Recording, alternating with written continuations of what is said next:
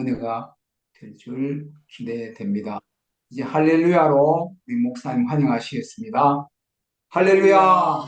할렐루야, 여러분 반갑습니다. 언제 봐도 반갑고, 우리 많이 듣는 대로 보고도 옆에 두고도 또 보고 싶은 사람들 말이 있습니다. 우리 행복기도원 사랑하는 우리 지체들 한 분 한 분 볼 때마다 정감이 가고 위로가 되고 힘을 얻고, 여러분 한 분 한 분 여러분의 그 숨어있는 개인의 신앙의 역사 스토리가 알고 있으니까 여러분들 보면서 오늘도 마음이 평안하고 기쁘고 넘칩니다.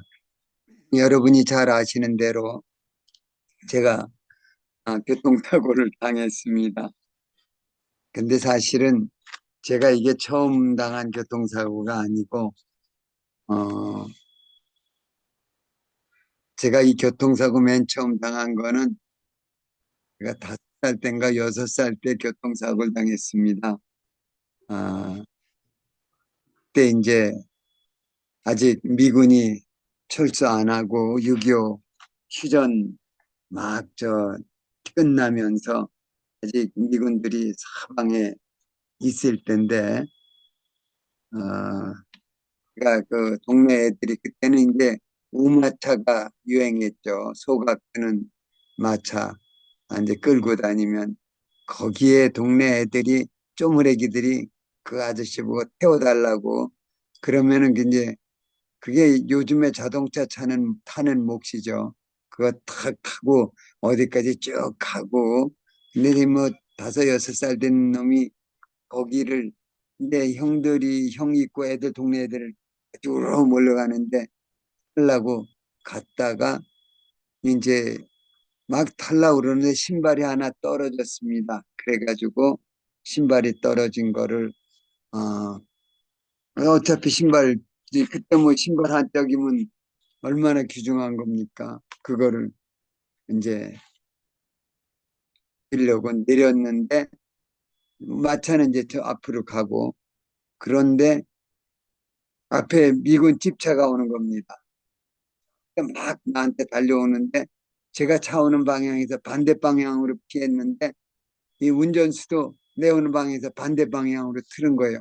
둘이 이제 같은 방향으로 오게 되면서 그때 그 미군 집차에 딱 부딪혀 충돌돼 가지고 제가 한번 날아갔던 것 같은데, 그리고는 이제 정신을 저는 잃었죠. 끝이죠. 그런 경험이 있습니다. 그때 아, 우리 형이 나보다 2살 많은 형이 이제 막 와가지고 보니까 제가 이제 머리가 깨졌는데, 오늘 여기 봤던 쪽은 아니고 이제 반대쪽이었던 것 같은데, 아무튼 그리고는 막 우리 형이 울면서 집에 가서 우리 어머니한테 엄마 철에 죽었어 하고 얘기하니까 어머니 가만히 있을 수가 없대. 뭔 소리 하고 막 나와서 보니까 이제 저는 뭐 들은 이야기죠.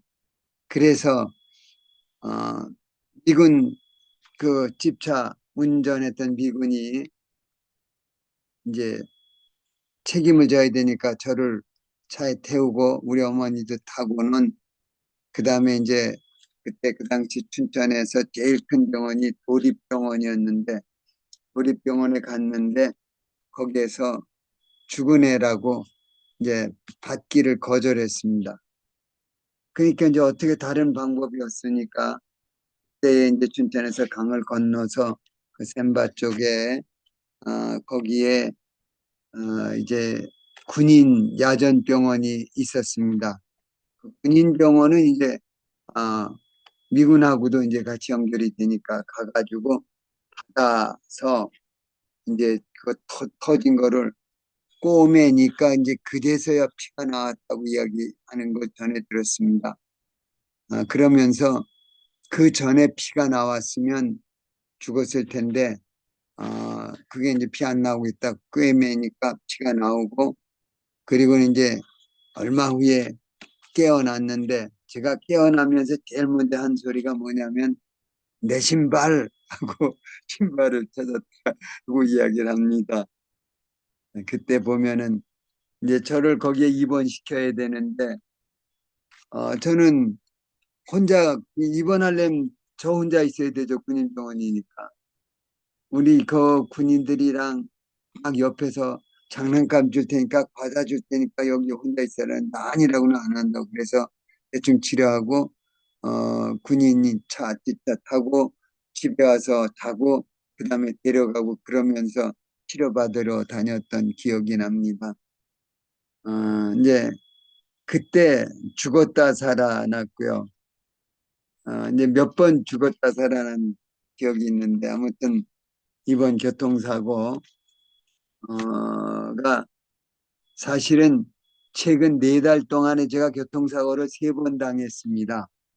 3월 달인가 4월 달인가 그것도 고속도로에서 다른 목사님이 운전하는 차를 타고 어디 이제 성지순례를 갔다 돌아오는 길에 이제 그거는 우리 그 차 운전했던 이제 목사님이 잘못해가지고 막차 막히는 데 가서 받았는데 그건 뭐 아직 받긴 받았지만 아, 그렇게 뭐 밀리는 쪽이니까 달리던 차는 아니니까 아무튼 충격을 받았고 그때도 좀 피가 좀 입술이 터졌었고 그다음에 한 달 반 전쯤에 제가 병원에서 이제 그 심장 검사를 마치고 정기적인 검사인데 마치고 나오다가 이제 또 제가 가는데 옆에서 택시가 와가지고 쫙 뒷공무니를 쳐가지고 또 한번 난리를 피운 적이 있습니다. 그러니까 최근에 제가 교통사고를 3번 당하면서 하나님이 김철에게 주는 메시지가 뭐냐? 하나님한테 철저하게 회개하고 돌아오라는 메시지를 들으면서 생각한 것이 죽음의 문제를 생각합니다. 여러분 들으신 대로 그 사고에서 분명히 사망사고도 날 수 있는 상황이었는데 하나님이 이 정도로 끝내주신 거 너무 고맙고 감사하고 이제 그러면서 죽음의 문제를 생각합니다. 그러기도 하고 저희 교회에 예수님 믿은 지 한 몇 달밖에 안 된 분인데 예수님은 믿는데 아직도 자기는 죽음이 많이 두렵다. 내가 이제 설교할 때마다 그분이 이야기를 하는 것도 생각나고 그래서 이 죽음의 문제에 관해서 한번 본격적으로 생각을 하려고 합니다. 그래서 죽음을 이기는 비결은 예수님 뿐이다. 아니고 또 다른 제목으로는 순교자가 될 수 있는 믿음이라는 이제 제목을 생각했습니다. 오늘 빌립보서 말씀은 여러분 잘 아시는 대로 사도 바울이 로마 감옥에 갇혀서 보낸 옥중서신 편지 중에 하나입니다. 이 지금 우리가 읽은 20절 말씀 그 앞부분에는 기본적인 인사말 다음에 그 다음에 사도 바울이 로마 감옥에 갇혔다고 그래서 사람들이 온갖 이런저런 막 이야기가 들리는데 그 사람들을 향하여서 이제 내가 감옥에 갇힌 거는 예수님을 위해서 감옥에 갇힌 것이다. 사실 제가 이 말씀을 준비하면서 이 말씀은 이 편지 부분은 우리 유다니엘 목사님이 설교하시면은 많이 실감나겠다는 생각이 들었습니다. 바울이 감옥에 갇혀 있는데 어떤 사람들은 더 안타까워서 위에서 기도하고 바울 선생님이 전도하다 했으니까 우리가 더 열심히 전도하자 그러는데 또 어떤 사람은 지가 잘난 척하고 어쩌고 저쩌고 막 하면서 그랬다 감옥 들어갔지 막 그러면서 네가 뭐 하려는 거 우리가 더할 거야 막 그러면서 반은 긍정적인 이야기가 아니라 약간 부정적인 접근 방법으로 이야기를 하고 그때 여러분 잘 아는 대로 바울 사도는 이렇게 해서 하나 저렇게 해서 하나 전파되어지는 것은 그리스도니 내가 기뻐하고 감사한다 라는 고백 다음에 이제 이 이야기가 나옵니다. 사실 바울 사도는 로마 감옥에 갇혔을 때에도 그렇고 2차 투옥 때도 그렇고 죽음을 생각합니다. 이제 황제를 만나서 할 때 잘못되면은 이제 사형 선고를 내릴 수 있습니다. 그래서 바울 사도가 감옥에 갇혀 있고 꿈이 올 수도 있고 물론 바울 사도는 내가 죽지 않고 사형 선고 받지 않고 살아날 것을 나는 확신한다라는 확신의 믿음이 있기는 했습니다만은 그래서 오늘 말씀에 보면은 우리 20절 말씀 보면은 나의 간절한 기도와 소망을 따라 아무 일에든지 부끄러워하지 아니하고 지금도 전과 같이 온전히 담대하여 살든지 죽든지 내 몸에서 그리스도가 존귀하게 되게 하려 하나니 여기 살든지 죽든지 문제가 나옵니다. 결국 우리 모두는 살거나 죽거나 둘 중에 하나입니다. 이 땅에 살다가 우리는 죽게 됩니다. 우리 모든 인간은 결국은 죽음의 위기를 다 가지고 살고 있습니다. 많이 자주 듣는 이야기 그대로 우리는 어, 이제 기한이 정해지지 않은 사형수다라는 이야기, 사형수들 이야기 들으면 언제 처형당할지 알려주지 않습니다. 그리고는 어느 날인가 벼랑간 딱 그 앞에 끌려 나가면은 거의 대부분이 안다고 합니다. 아, 오늘이 처형일이구나.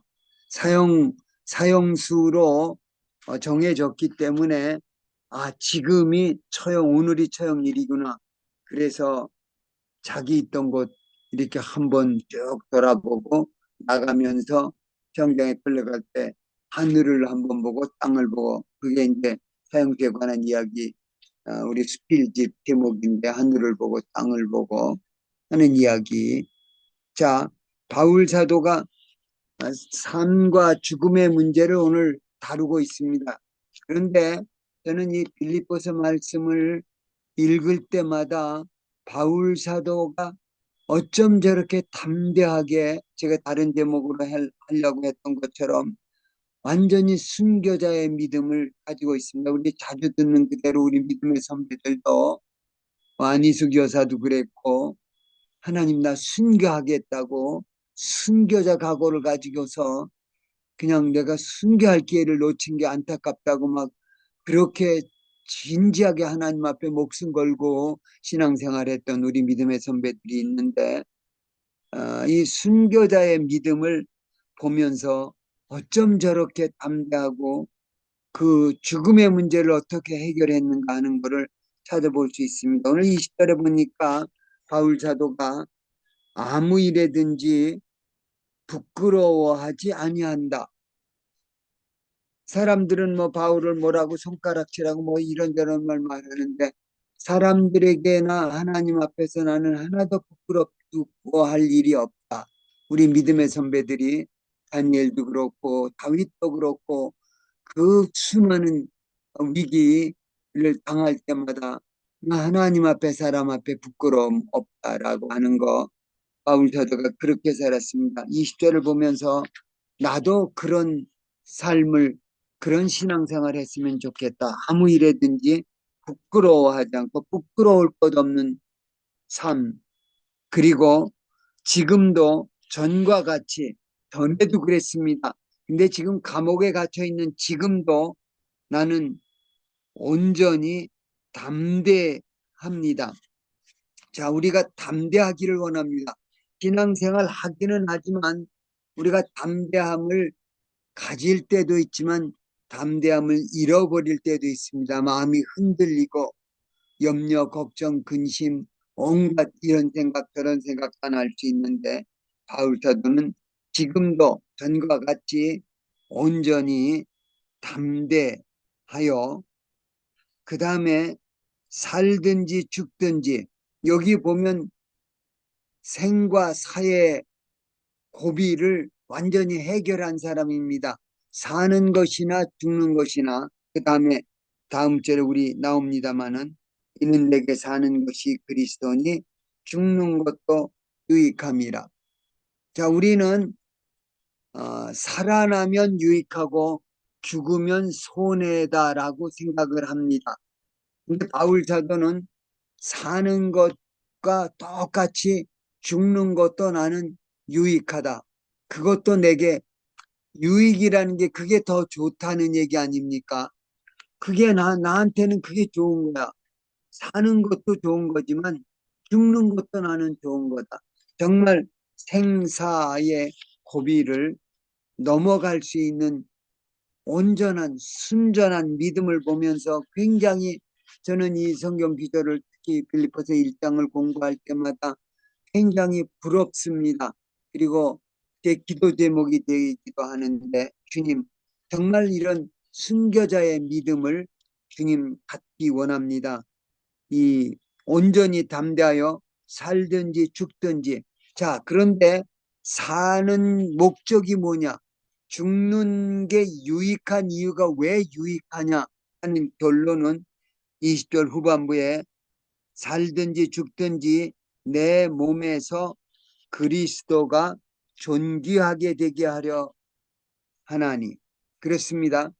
목적은 우리가 살든지 죽든지 우리의 목적은 삶의 목적, 죽음의 목적은 한 가지입니다. 뭐 여러분도 그렇게 기도하리라고 생각하는데 저는 이제 언제 죽어도 사람들이 김철에 살 만큼 살았다 그럴 나이에 왔습니다. 제가 옛날에 저희 시대는 여러분 나이 드신 분들은 동의하실 겁니다만은 한갑을 살면은 60을 넘으면 한갑잔치 하면 우리 거기 가서 야, 저 노인네 참 오래 살았다라고 다 공감했었습니다. 근데 요즘에 한갑잔치 하는 사람들은 정말 보기 드뭅니다. 한갑이 뭡니까? 칠순잔치도 웃었고 팔순잔치에야 아, 저분 좀 살았구나 라는 세상이 됐는데 그러나 어느 곳에 있든지 여러분 삶의 목적은 무엇이고 죽음의 그 다음에 죽음이 내게 주는 의미는 무엇이고 삶이 내게 주는 의미가 무엇이냐 오늘 말씀에서 어, 사도 바울은 한마디로 정의합니다. 20절 후반부에 살든지 죽든지 내 몸에서 그리스도가 존귀하게 되게 하려 하나니 예수님이 내 속에서 얼마나 존경받고 있느냐. 자, 우리는 우리 신앙생활을 통해서 우리의 사역을 통해서 나의 생각과 말과 행동을 통해서 하나님의 이름이 높임을 받고 그리고 사람들에게 영광 받으시기를 원하는 게 우리 목적인데 근데 그건 2차적인 목적입니다. 그런 일이 일어나기 전에 제일 먼저 일어나야 할 일이 있는데 바로 예수님이 내 속에서 존귀해졌느냐. 여러분, 자기가 자기 존경하지 않으면 다른 사람이 너 존경하지 않아. 이런 이야기를 상담할 때 많이 합니다. 네가 너 사랑하지 않는데 다른 사람이 너를 어떻게 사랑하느냐. 네가 너 자신이 먼저 너 사랑하고 네가 너 존귀하게 여겨라. 이게 이제 상담을 할 때 많이 듣는 이야기입니다. 자, 그런데 주님을 존귀하게 이름을 높여드리기 위해서 제일 먼저 기초 출발점이 있는데 그 주님이 내 몸에서 존귀해졌느냐 이거를 우리는 확인해야 됩니다. 내 속에서 주님의 이름이 높임을 받지 않았으면 여러분 다른 사람에게서는 주님의 이름이 높임을 받기가 힘듭니다. 내 속에서 무슨 일을 하든지 무슨 생각이나 말이나 여러분 행동에 있어서 우리 얼굴 표정에서 주님이 존귀함을 받고 계시는가? 주님 이름이라면 주의 일을 위해서라면 생각하는 것이나 말하는 것이나 느끼는 감정, 지정의, 행동, 이것이 철저하게 나 주님 사랑하고 존경하고 주님을 높여드리고 싶고, 근데 바울 사도는 제일 먼저 주의 이름이 내 속에서, 내 몸에서 그리스도가 존귀하게 되게 하려 하는 것, 이것이 사도 바울의 삶의 가장 기본적인 핵심 삶의 철학이었습니다. 내 속에서 주님이 얼마나 높임을 받고 있는가. 저는 이 말씀을 준비하면서 내 속에서 주님이 진짜 높임을 받고 있는가. 여러분, 우리 좋아하는 사람들이 있습니다. 어떤 사람 우리 존경하고, 특히 젊은 사람들은 영웅을 가지고 있는데, 유명한 연예인들 누구라고 하면 가서 막 얼굴만 보고 싶고 박수하고 싶고 사인 받아오고 막 그런 거 합니다. 정말 그 사람이라면 박수 쳐주고 저 사람 참 존경해주고 싶은데, 나 예수님이 내 속에서 얼마나 나의 존경을 받고 있는가. 여러분, 이게 주님 사랑하는 겁니다. 이게 주님 믿는 겁니다. 내가 주님을 얼마나 사랑하고 내 속에서 사나 죽으나 주님 주의 영광 위에서 정말 내 속에서 주님이 존귀하게 되어지는 것, 이것이 바로 우리가 생과 사의 문제를 뛰어넘을 수 있는 비결입니다. 떳떳하게 담대하게 인생을 살 수 있는 비결인데, 내 속에서 주님이 존귀하게 되면, 그러면 내 얼굴 표정만 봐도 사람들이 감동받습니다. 주님이 내 속에서 높임을 받고 있으니까 주님의 말씀, 주님이 내게 명령하시는 것, 주님의 뜻, 우리 다 주님이, 내가 주님 존경하는데 그 주님이 철아야 지금은 너 이거 했으면 좋겠어. 그러면 안 하겠습니까? 내가 그렇게 사랑하고 존경하는 정말 나의 주님, 나의 하나님 주인님인데, 그 주인님이, 내가 그렇게 좋아하는 주인님이 너 이거 할 수 있니? 그러면 우리 사랑하는 사람이 해달라 그러면, 세상 사람들 하는 말 있잖아요. 말만 해. 내가 하늘에 가서 달이라도 별이라도 내가 따올 거야. 여러분, 주님이 나와 여러분에게 요구하시는 것, 뭘 못하겠습니까? 여러분, 바울 사도가 바울이 되어졌던 그 모습 속에 살든지 죽든지 내 몸에서 그리스도가 존귀하게 되어지는 것.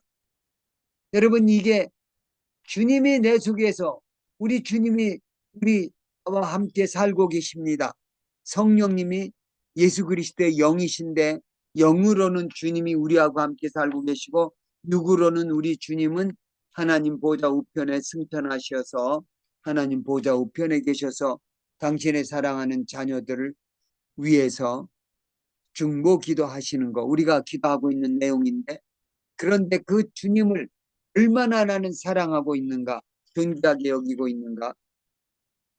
이는 내게 사는 것이 그리스도니 죽는 것도 유익합니다. 그렇습니다. 예수님이 내 속에 분명히 살아계신다면, 살아계시는 게 손님으로 살아있는 것이 아니라 내가 정말 주님을 너무너무 사랑하고 존경하고, 그래서 주님을 위해서라면 무엇이든지 하고 싶고. 여러분, 부모님들이 자녀를 얼마나 사랑합니까?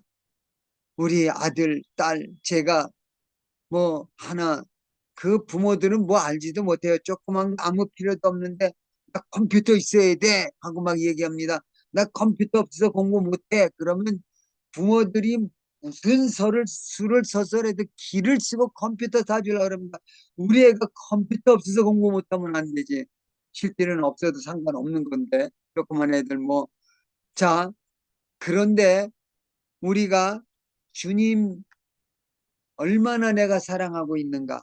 그러면 주님의 뜻이 내 삶을 통해서, 내 얼굴 표정을 통해서, 내 입술을 통해서, 내 행동을 통해서 나타납니다. 그래서 주님 뜻이, 주님의 말씀이 내 입에서 나옵니다. 그래서 성경은 바로 우리 예수 믿는 사람들은 예수 그리스도의 편지라고 이야기합니다. 주님을 그렇게 사랑하는 사람, 주님의 뜻을 우리는 사람들에게 말하지 않을 수 없습니다.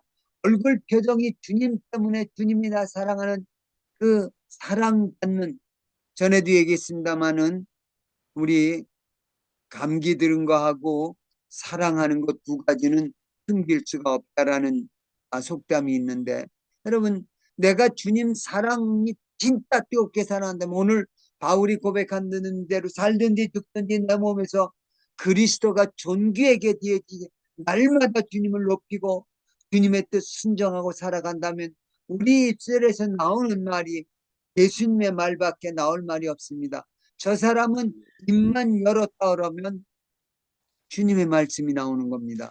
이 세상 사기꾼은 입만 열었다고 그러면 거짓말을 합니다. 그런데 하나님을, 주님을 사랑하는 사람들은 입만 열었다 그러면 예수님 얘기 아니면 할 말이 없어요. 아멘. 어느 분 말할 때마다 제 입에서는 예수님 얘기밖에는 안 나와. 여러분, 우리들이 그런 말을 듣기를 원합니다.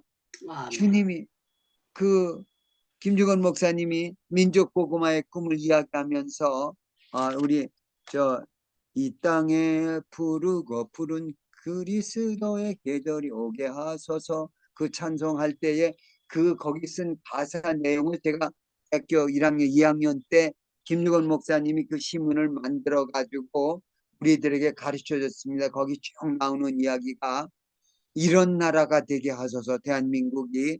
그러면서 거기에 국회에서는 국회의원들이 중요한 일 결정할 때 다 모여서 기도하면서 결정하고, 사업하는 사람은 예수님이 우리 회사의 사장이고 나는 부사장입니다, 그러면서 주님에게 맡기고 주의 뜻대로 하고, 그리고 탄광에서 일하는 방구들도, 농사 짓는 사람도, 여인들은 우물가에서 빨래터에서, 그때 우물가 빨래터의 여자들 삶의 근거지 됩니다. 우물가에서 빨래터에서 빨래하면서 여인들이 지난밤에 꿈꿨던 주님을 이야기하고, 내가 어젯밤에 있잖아, 예수님이 내 꿈에 나타나가지고 딱 간증하고, 그런 세상, 그런 나라가 오게 해달라고. 그리고 메이드 인 코리아라면 물어보지도 않고 사람들이 사가는 그런 나라 되게 해달라고. 그 이야기 지금 50년도 더 된 때 이야기입니다. 그 이야기 들을 때에 무슨 말입니까? 메이드 인 USA, 메이드 인 재팬 하면은 그때 사람들이 막 살라고 그러는데 메이드 인 코리아는 돌아보지도 않았을 때입니다. 그때 김중원 목사님은 메이드 인 코리아 하면은 물어보지도 않고 사는 나라, 그런 나라 되게 해달라 그러는데, 여러분, 그 일이 이루어지는 걸 보면서, 아니, 아멘. 코리아가, 여러분, 대한민국이 그렇게 그 기도했던 때 그 내용을 생각을 합니다. 정말 주님을 사랑하기 때문에 모이면, 얘기하면, 입만 열었다 그러면 예수님 얘기입니다. 내가 큐티를 했는데 있잖아, 주님이 이렇게 말씀하셨어. 사람들이 회사에서도 모이는 데마다, 사람들 모이는 곳마다 나한테, 내가 주님한테 기도했더니 하나님 이런 응답 주셨어. 이런 이야기들이 나눠주는 나라, 그런 나라. 여러분, 이게 민족고구마의 꿈입니다.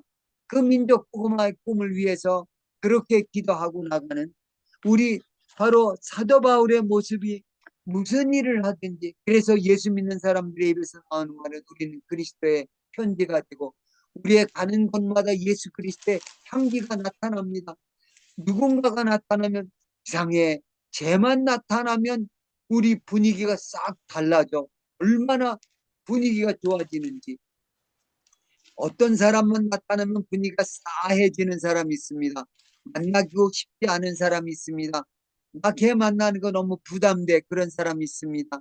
근데 반대로 만나고 싶어 하는 사람들이 있습니다. 혹시 여러분이 한정국 선교사하고 그 부인 이경의 사모를 알지 모르는데, 제가 사실은 대학생 때 제 순원의 이경의 사모가, 이대 대표 순장했던 이경의 사모 선교사가 제 제자였습니다. 그리고 성경 공부하면서 그때 제가 사역해 가지고 예수님 영접하고, 그건 저도 몰랐는데 김두건 목사님 돌아가셨을 때 그 부부가 와가지고 그때 만났을 때 남편한테 내 얘기하면서, 여보, 우리 김철애 목사님이 나 예수 믿게 해준 거 알아? 그러면서 그때 얘기하는 걸 듣고, 아, 내가 그랬구나 하는 게 이제 생각이 났는데, 근데 그 이경의 사모가, 이경의 선교사가 그 김중원 목사님이 이제 우리 그때 같이 대전에 10,000명 집회를 준비하느냐고 한국에 있는 교회들에게 편지를 써 보냅니다. 참석하시라고. 그때 일손이 부족하니까 그때는 김중건 목사님도 학생 충당자라고 앉아가지고 편지 봉투에 편지 쓰면서 이야기 저희가 할 텐데 그때 김중건 목사님이 하신 말씀이 생각납니다. 경혜야, 나는 내 마음이 막 어둡고 우울하다 가지고 CCC 와서 네 얼굴만 보면 내 마음이 쫙 펴지고 기쁨을 회복한다고 그 이야기를 들었습니다. 제가 이경래 선교사한테 그 얘기할 때 본인은 기억 못하는데 저는 그 말 들은 게 기억납니다. 그러면서 그 이경래 선교사가 뭐 얼굴 아주 이쁘고 잘생긴 자매가 아닙니다. 얼굴은 그냥 보통 얼굴입니다. 그런데 미소가 얼굴에 꽉 차 있고 마음이 평안하고 그래서 김두건 목사님이 그 여자 학생을 보면서 마음의 위로를 얻을 수 있는 것. 이게 예수 그리스도의 사람들입니다. 내 마음속에서 주님이 존귀 여김을 받게 되면 여러분 그러면 우리 얼굴이 달라집니다. 말이 달라집니다. 그 사람이 가서 하는 말이면 사람들이 위로를 받습니다. 힘을 얻습니다. 꿈을 얻습니다.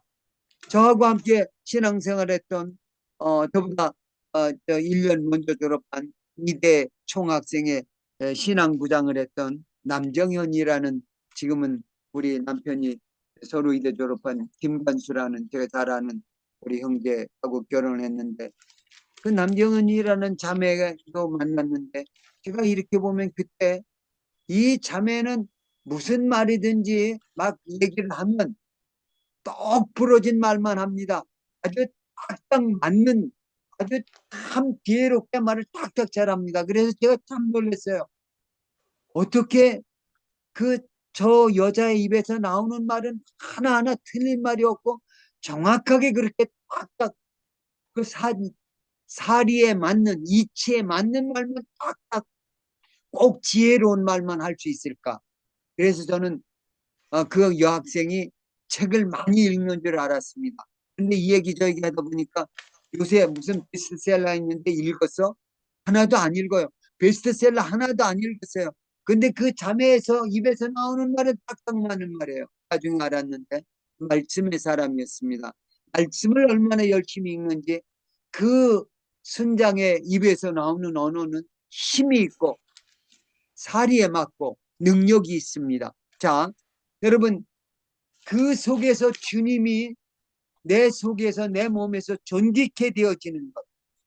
그럴 때 우리는 하나님의 영광을 돌릴 수 있습니다. 자, 바울 사도가 22절에 보면 그러나 만일 육신으로 사는 이것이 내 일의 열매일진데 무엇을 택해야 하는지 나는 알지 못하노라. 여러분 살 거냐 죽을 것이냐 바울 사도는 이야기합니다. 사는 것이 그리스도니 죽는 것도 유익하다. 나 죽어도 좋아. 죽는 것 참 좋아. 그리고 그 다음 절에서는 24절에서 이야기합니다. 내가 그 둘 사이에 끼었으니 살 거냐 죽을 거냐. 항상 우리는 삶과 죽음의 사이에 끼어져 있습니다. 제가 아까 죽음의 고비를 넘겼다는 이야기를 했는데 살면서 몇 번 그런 고비 넘겼습니다. 하상한 학교에 우리 다니엘 선교사님 자주 하시는데 어, 그 하사관 학교에서 훈련 마치고 이제 그다음에 특수병과 훈련 가기 전에 하사관 학교 훈련 마치고 측정 구보가 있습니다. 우리 유다니엘 목사님도 그 과정을 겪었는지 모르는데 마지막 날에 이제 그 졸업시험 비슷한 건데 측정 구보 하나 하는데 완전 분당해가지고 젊어 쓰고 7월 30일인가 가장 더울 때 측정 구보를 오후 1시에 시켰습니다. 그 무식한 사람들인데 그때 그 완전군장하고 근데 철저히 그리고는 구보를 하는데 가다가 딴 애들이 우물가에 가가지고 그 물을 마시러 들어갔는데 저도 물을 마시려고 들어갔다가 혈망가 벗겨지면서 제가 물 쪽에 확 빠져버리고 말았습니다. 그 다음에 저는 모릅니다. 그때도 죽었어요. 그래가지고 이제 뭐 저를 이제 병원으로 호송에 간 거, 그때 이제 막 다 흔들리는 거 그런 거 하는데 죽은 거를 뭐 살려낸 것 같아요. 그때 이야기를. 그때도 죽었다가 살아났습니다. 이제 몇 번 기억이 있는데, 자, 죽을 것이냐 살 것이냐, 우리 다 죽음의 위기, 생과 사의 둘 사이는 백지장 사이다, 그 얘기 하잖아요. 한 걸음 차이라고 있잖아요. 오늘 있다가 내일, 그냥 이게 우리 모습인데. 그런데 그러면 살아야 되느냐 죽어야 하느냐. 바울 사도는 죽는 것이 내게 더 좋다라고 이야기합니다. 자, 우리 23절, 내가 그 둘 사이에 끼었으니 차라리 세상을 떠나서 그리스도와 함께 있는 것이 훨씬 더 좋은 일이라 그렇게 하고 싶으나 죽는 게 더 낫다는 겁니다. 자, 제가 전도하다가 보면 사람들한테 예수 믿으면 천국 가고 안 믿으면 지옥 가고, 천국 가는 거 그렇게 좋으면 너 왜 지금 바로 당장 안 죽느냐고 그렇게 질문하는 사람들도 있습니다. 자, 이 둘 사이에 끼었습니다. 바울 사도는 차라리 떠나서 주님에게 가는 것이 더 좋다고 얘기합니다. 아, 그러면 가지 왜 안 가? 바울 사도가 이야기합니다. 내가 육신으로 있는 것이 너희를 위하여 더 유익하리라. 살아야 할 목적, 죽어야 할 이유, 사는 것과 죽은 것이 정말 죽어서 이 세상을 떠나서 주님과 함께 있는 것이 내게는 훨씬 더 좋은 것이다. 그렇게 선언하지만, 그런데 내가 이 세상에 있는 이유는 나를 위해서가 아니라 다른 사람을 위해서 나와 여러분이 이 땅에 살아야 할 이유가 분명한 것을 우리가 기억하기를 원합니다. 우리는 내가 더 잘 먹고 돈 더 잘 벌게 되고, 그리고 내가 뭐 더 많이 일해가지고 사람들한테 막 박수 받고 상 받고 훈장 받고 그런 거 하는 거, 그것이 조금이라도 그것이 나와 여러분의 목적이 된다면 뭐 그거 받는 거 잘못됐다고는 말하는 건 아닌데, 그러나 바울 사도는 내가 살아야 하는 이유는 나 때문은 아니다. 바로 예수님 때문이다. 이 이야기가 우리의 신앙 고백이 되어졌으면 좋겠습니다. 제가 사실은 대학생 때 훈련을 받으면서 이제 순장이 되어서 제 순원들을 훈련시킬 때 제일 먼저 다뤘던 책이 빌립보서입니다. 빌립보서를 제 순원들에게 가르치면서 공부해가지고 가르치는데, 제가 빌립보서 통해가지고 얼마나 확신을 얻었는지 모릅니다. 우리 빌립보서 1장 6절, 내 속에서 너희 속에서 행하시는 이는 하나님이시니 그가 아, 너희 속에 선한 일을 시작하신가 그리스도 예수의 날까지 이루실 줄을 확신한다. 내 속에 선한 일, 나로 예수 믿게 하신 그분이 예수님 앞에 서는 그날까지 완전히 완성시켜 주시겠다고 약속한 그 약속을 보면서, 너희 속에서 행하시는 일은 하나님이시니 그가 너희로 소원을 두고 그 일을 행하게 하시느니라. 그 영어로 to will and to do, 뭐뭐 하고 싶은 생각도 주시고 그거 행할 수 있는 일을 추진해 주는 것도 내 속에서 내가 아니라 하나님이 하고 계신다는 그 말씀을 들으면서, 제가 그 이전에는 내가 이렇게 예수 믿다 어떻게 잘못되면 어떻게, 그 더 이상 그 염려는 없어져 버렸습니다. 나 자신의 신앙의 문제는, 나는 절대로 믿음의 확신이 서니까 그건 문제가 하나도 안 됩니다. 그런데 바로 나의 존재 이유는 다른 사람에게 복음을 증거하는 것. 우리가 이 일을 위해서 우리 사랑하는 우리 선교사님들 특별한 부름을 받았습니다. 여러분 잘 아시는 대로 무디 선교사가 그런 이야기 했다고 제가 기억을 하는데, 우리가 나가서 복음을 전도해야 하는 이유는, 어떤 때는 그분은 그렇게 이야기합니다.